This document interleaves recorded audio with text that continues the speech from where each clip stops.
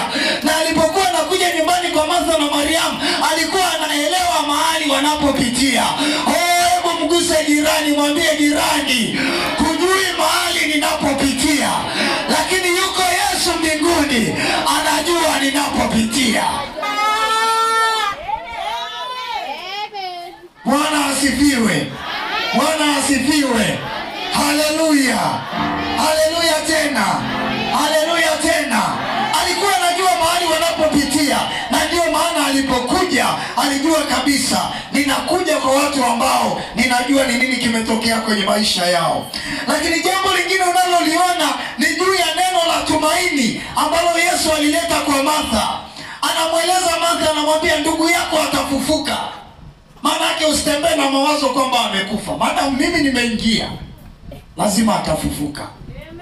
Maana mimi nimeingia, lazima atafufuka. Alikuwa amekufa kwa sababu siko, lakini kwa sababu nimeingia hapa, ni lazima atafufuka. Tafsiri inayotupa hapa ni kwamba Yesu akienda mahali